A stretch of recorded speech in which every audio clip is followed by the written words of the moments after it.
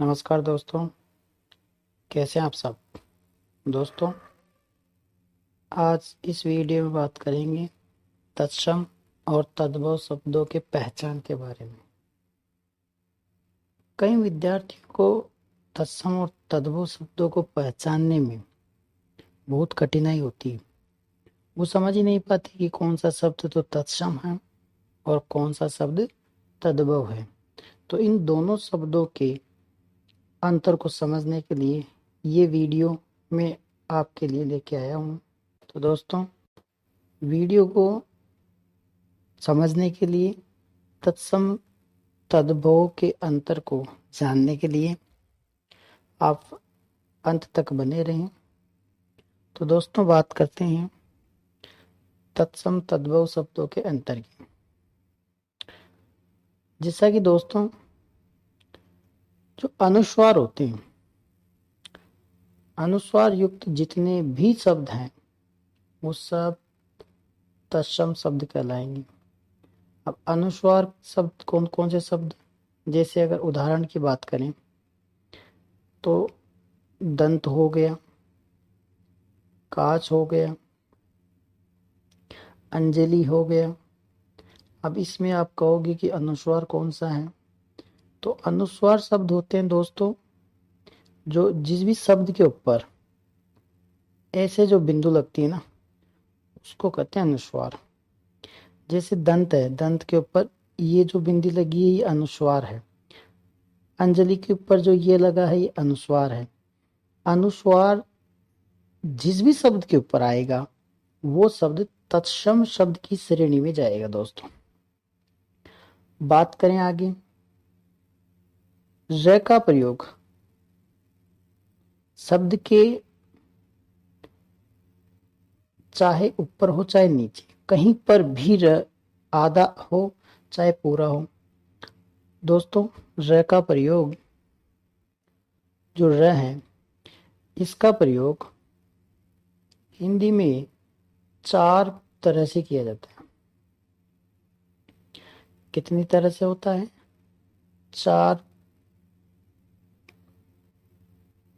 तरह से या 4 प्रकार। 4 प्रकार के र का प्रयोग किया जाता है। अगर आपको चारों प्रकारों के बारे में जानना है तो आप मुझे कमेंट्स बॉक्स में लिख सकते हैं। उसके लिए मैं एक अलग से ही वीडियो आपके लिए लेके आ जाऊंगा। दोस्तों, जो री शब्द है, री शब्द का प्रयोग जिस भी शब्द में होगा दोस्तों, वो शब्द तत्सम शब्द होता है। जैसे घृत, घृत में री शब्द है तो ये तत्सम शब्द है, और जो घी है वो तद्भव शब्द है। दोस्तों, अक्सर देखा जाता है कि व का प्रयोग जिस भी शब्द के प्रारंभ में होगा ना, वही शब्द तत्सम शब्द होता है। और ब का प्रयोग जिस शब्द के प्रारंभ में होगा वही शब्द तद्भव शब्द होगा। यानी व शब्द से प्रारंभ होने वाले शब्द तो तत्सम, और ब शब्द से प्रारंभ होने वाले शब्द तद्भव शब्द की श्रेणी में रखे जाते हैं। दोस्तों, ये अधिकांश तो होता है, हर बार नहीं होता, कहीं इसमें अपवाद भी हैं, पर ये मानो 90% व और ब, ये आपको याद रखना। आगे बात करें, जिस भी शब्द में ये आए और वो शब्द ये से प्रारंभ हो तो वो सब तत्सम की श्रेणी में जाएगा, और जैसे प्रारंभ होने वाले तमाम शब्द तद्भव शब्द की श्रेणी में जाते हैं।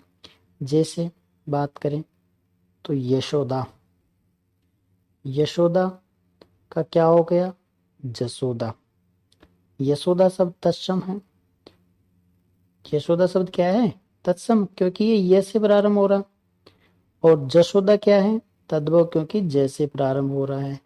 तो ये वाले तमाम जितने भी शब्द हैं जो ये से प्रारंभ होते हैं वो तत्सम की श्रेणी में जाएंगे, और जो जैसे प्रारंभ होते हैं वो तद्भव की श्रेणी में रखे जाते हैं। दोस्तों, आगे बात करें स शब्द, जो स तालव्य शब्द है दोस्तों, इसका प्रयोग हमेशा तत्सम की श्रेणी में किया जाता है। जो स से जितने भी शब्द प्रारंभ होंगे वो सब शब्द तत्सम शब्द कहलाएंगे। जैसे सूली, शुकर, कैलाश, स आ रहा है इसी में, तो ये तमाम शब्द तत्सम शब्द होते हैं दोस्तों। और श शब्द, कौन सा शब्द? स, जो ये स दंते स्वर है, जैसे सूली, सुअर, इन सभी शब्दों का प्रयोग तद्भव शब्दों में किया जाता है। यानी स वाले शब्द, ये स तो कौन सा है? ये है तत्सम शब्द। ठीक है दोस्तों। और बात करें स की, स सड़क वाले स की, तो दोस्तों ये शब्द कौन सा है? तद्भव। तो आपको ये याद रखना है। ये शब्दों की पहचान है दोस्तों कि तत्सम शब्द कौन से शब्द से प्रारंभ होने वाले शब्द तत्सम कहलाएंगे और तद्भव कौन से शब्द कहलाएंगे। आगे बात करें, तमाम जितने भी संयुक्त व्यंजन हैं दोस्तों, अब आपको पता होगा संयुक्त व्यंजन कितने हैं? 4 हैं। इनसे प्रारंभ होने वाले सभी शब्द तत्सम शब्द होते हैं। इनसे प्रारंभ होने वाले सभी शब्द क्या होते हैं दोस्तों? तत्सम शब्द होते हैं। हलंत लगने वाले और आधे अधूरे जितने भी शब्द आते हैं वो सब तत्सम की श्रेणी में रखे जाते हैं। अब बात करें आधे अधूरे तत्सम की श्रेणी में कैसे, तो देखो, जैसा कि मैंने आपको पहले ऊपर भी बताया, कर्म, कर्म में बात करें तो ऊपर र है। अग्नि में बात करें तो आधा ग है, ये आधा अधूरा ग है दोस्तों, ये आधा ऐसे लिखते हैं इसको। तो ये आधे जो वर्ण हैं ये सब तत्सम की श्रेणी में आएंगे और पूरे जो वर्ण होते हैं वो तद्भव की श्रेणी में रखे जाते हैं। तत्सम शब्द उच्चारण की दृष्टि से तो तत्सम शब्दों के अधिक निकट होते हैं दोस्तों। ठीक है, उच्चारण की दृष्टि से अगर इनकी बात करें अर्ध तत्सम की, तो ये क्या होते हैं? तद्भव शब्दों के पास न होकर तत्सम शब्दों के अधिक निकट होते हैं। किसके निकट होते हैं? तत्सम शब्दों के। आगे बात करें, जैसे मैंने आपको ऊपर बताया है कि र कितने प्रकार से लिखा जाता है। जो र है हिंदी में, इसका प्रयोग 4 प्रकार से किया जाता है दोस्तों। अब आपको अगर 4 प्रकार इसके कौन से हैं आपको ये जानना है तो मुझे कमेंट्स बॉक्स में लिखो, मैं आपके लिए इसके लिए एक अलग से ही वीडियो लेके आ जाऊंगा। तो बात करें एक र की, यानी जो ऊपर जो ये र लिखा हुआ है, ये जितने भी शब्दों के ऊपर, किसी भी शब्द के ऊपर जो र आ जाएगा दोस्तों तो वो तत्सम शब्द होगा। अब ये जितने भी शब्द आपको मैं बता रहा हूं, आप जो देख पा रहे हैं, प्रत्येक शब्द के ऊपर आधा र लिखा हुआ है, तो ये तमाम सारे शब्द तत्सम शब्द की श्रेणी में रखे जाएंगे। जैसे बात करें गधा, तो गधा क्या होता है दोस्तों? इसका तत्सम होता है गर्दभ, यानी ऊपर आधा इसमें र है तो वो क्या हो जाएगा? तत्सम। और इसका तद्भव क्या होगा? गधा। और तत्सम क्या हो जाएगा? गर्दभ। तत्सम इसका गर्दभ हो जाएगा दोस्तों। आगे बात करते हैं, धाम का चाम चर्म, चमार का चर्मकार हो गया। ऐसे ही आप देखेंगे प्रत्येक शब्द के ऊपर र लिखा हुआ है दोस्तों। ये सारे उदाहरण आपको बताने के लिए लिए गए हैं। आप देख सकते हैं जैसे सूरज है, इसमें र पूरा है, पर इसमें क्या है दोस्तों, सूरज आधा र है। तो ये क्या हो गया, तत्सम शब्द हो गया, और ये तद्भव शब्द हो गया। तो आपको पहचान समझ में आ रही है ना दोस्तों। तो वीडियो के अंत तक आप बने, अभी मजा आने वाला है दोस्तों। दोस्तों जो श होता है, मैंने आपको बताया है ऊपर संयुक्त व्यंजनों के बारे में। श का प्रयोग तत्सम शब्दों में किया जाता है, यानी तत्सम जो शब्द होते हैं वो संस्कृत के शब्द होते हैं, आपको पता है। जबकि जो छ होता है दोस्तों, छ, तो ये जो होता है ये देशज शब्द होता है दोस्तों। आपको तत्सम और तद्भव शब्दों के साथ देशज शब्द की पहचान भी मैं बता रहा हूं। जो श होता है, श, ये श, तो दोस्तों ये तो क्या होता है, ये होता है तत्सम शब्द। क्या होता है, तत्सम। और जो श होता है वो क्या होता है, देशज। इससे प्रारंभ होने वाले शब्दों की पहचान देखते हैं दोस्तों। जैसे क्षण है, तो ये तत्सम शब्द हो गया। क्षेत्र है, क्षति है, प्रतीक्षा है, निरीक्षक है, श आ रहा है। अब देखो दोस्तों, जैसे छाती, छत, छलिया, छत, छाती, बाछा, सब में छ आ रहा है ना, तो ये क्या हो गए, देशज शब्द हो गए दोस्तों। ठीक है, समझ में आ रहा ना आप सभी के। अगर आपको समझ में नहीं आए तो आप वीडियो को दोबारा देख सकते हैं दोस्तों, अच्छे से समझ में आ जाएगा। अब दोस्तों जिन सभी शब्दों के ऊपर र की मात्रा होती तत्सम होते हैं, मैंने आपको पहले भी बता दिया है, और इसके तमाम बहुत से उदाहरण मैंने आपको ऊपर बता दिए हैं। दोस्तों इसमें एक अपवाद है, जो बड़ी ई होती है। एक तो ये छोटी वाली ई होती है, एक ये बड़ी वाली ई होती है दोस्तों। जो ये बड़ी वाली ई है, ये क्या है, अपवाद है। ये तत्सम नहीं होती है, ये तद्भव की श्रेणी में रखी जाती है। जैसे ईट, ईख, ईख, ईट, भाई, भोजाई, मिठाई, सब में बड़ी ई है दोस्तों। तो ये क्या है, तत्सम में नहीं आएगी। आप कहोगे कि सर आपने तो पर रखा इसमें बताया था। तो दोस्तों ये एक अपवाद है। आगे बात करें, तद्भव शब्द में जब न आएगा दोस्तों, क्या, जब तद्भव शब्दों में न आता है तो तत्सम शब्द में उसका क्या हो जाता है, न हो जाता है दोस्तों। जैसे कंगन, न आ रहा है ना, तो इसमें क्या हो गया, कंगन। तत्सम में क्या होता है, न होता है, और तद्भव में इसका क्या होता है, न होता है दोस्तों। जिस भी शब्द में न आए तो वो तद्भव शब्द, और जिस भी शब्द में न आए तो वो तत्सम शब्द होता है दोस्तों। आगे बात करें, जिस भी शब्द के नीचे री आए तो वो सभी तमाम शब्द क्या होंगे दोस्तों, तत्सम शब्द होंगे। जैसे एक दो उदाहरण देखते हैं। अमृत, ये देखो दोस्तों इसमें री आ रहा है अमृत में, तो इसका हो गया तद्भव, क्या हो गया, अम्ये। घर की बात करें तो घर में भी री आ रहा है, गृह हो गया इसका तत्सम शब्द, और इसका तद्भव क्या हो गया, घर। तो समझ में आ रहा है ना दोस्तों।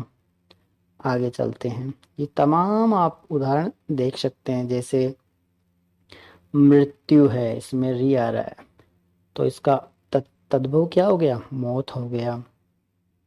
आगे बात करें दोस्तों, जिस भी शब्द के पास आधा श आता है दोस्तों, श, ये वाला श, तो वो शब्द क्या होते हैं, तत्सम होते हैं। चाहे ये पूरा श आए, चाहे ये आधा आए, ऐसे। तो ये तमाम सारे शब्द तत्सम होते हैं दोस्तों। अब कैसे होते हैं, जैसे बात करें आशीष, अब इसमें देखो श आ रहा है ना, तो इसका क्या हो गया, आशीष तद्भव बन गया, तत्सम क्या हो गया, आशीष। आधा श आ रहा है अनुष्ट में, अंगुष्ठ में, अष्ट में आधा श आ रहा है, तो इसमें 8 हो गया दोस्तों। ऐसे आपको अब अंतर करना आ गया होगा कि आधे अधूरे शब्द तत्सम की श्रेणी में रखे जाते हैं और पूरे शब्द क्या होते हैं दोस्तों, अक्सर तद्भव की श्रेणी में रखे जाते हैं। अगर आप इतना अंतर करना सीख लोगे तो तत्सम और तद्भव शब्दों की पहचान में आपको कोई भी कठिनाई नहीं होगी। आगे बात करें, ड से जो भी शब्द प्रारंभ होगा, ठीक है दोस्तों, वो तद्भव शब्द होता है। ठीक है, समझ में आ गया। और द से जो भी शब्द प्रारंभ होगा वो तत्सम होता है। यानी तत्सम तो कौन सा होगा दोस्तों, जो द से प्रारंभ होगा वो क्या होगा, तत्सम शब्द होगा। और तद्भव शब्द कौन सा होगा, तद्भव तद्भव शब्द होगा दोस्तों जो ड से प्रारंभ होगा। अब इसके उदाहरण देख लेते हैं दोस्तों, कैसे, जैसे जैसे है डंडा, तो इसका क्या हो गया, दंड हो गया। ठीक है, आगे बात करते हैं, वही श वाले उदाहरण आपको फिर यहाँ देखने को मिल रहे हैं। जैसे पुष्कर है, इसमें आधा श है, इसमें विष्टा में आधा श है, निष्ठुर में आधा श है तो इसका निठुर हो गया, पोखर हो गया पुष्कर का, वाष्प में आधा श है तो इसका बाप हो गया दोस्तों। तो आप ये तमाम सारे शब्द आप ऐसे याद कर सकते हैं। आगे बात करते हैं, जिस भी शब्द में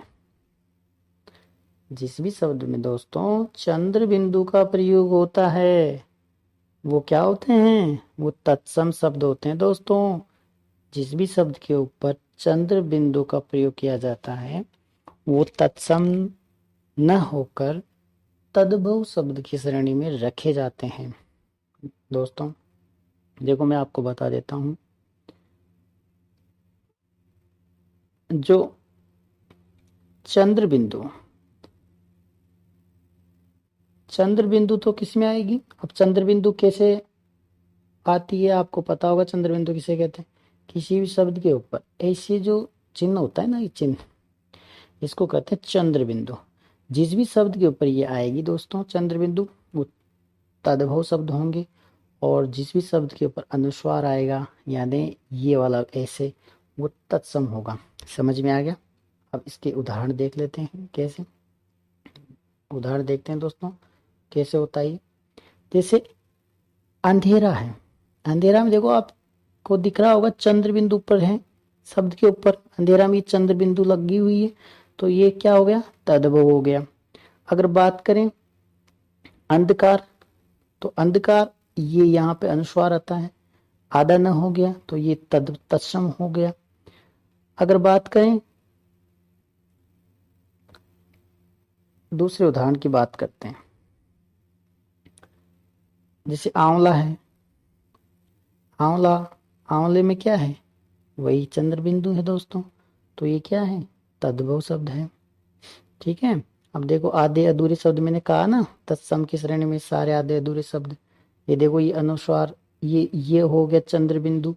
चंद्र बिंदु किस में आएगा, चंद्र बिंदु आता है तद्भव में, और अनुस्वार आ गया ये, तो अनुस्वार किस में आता है, अनुस्वार आता है तत्सम में।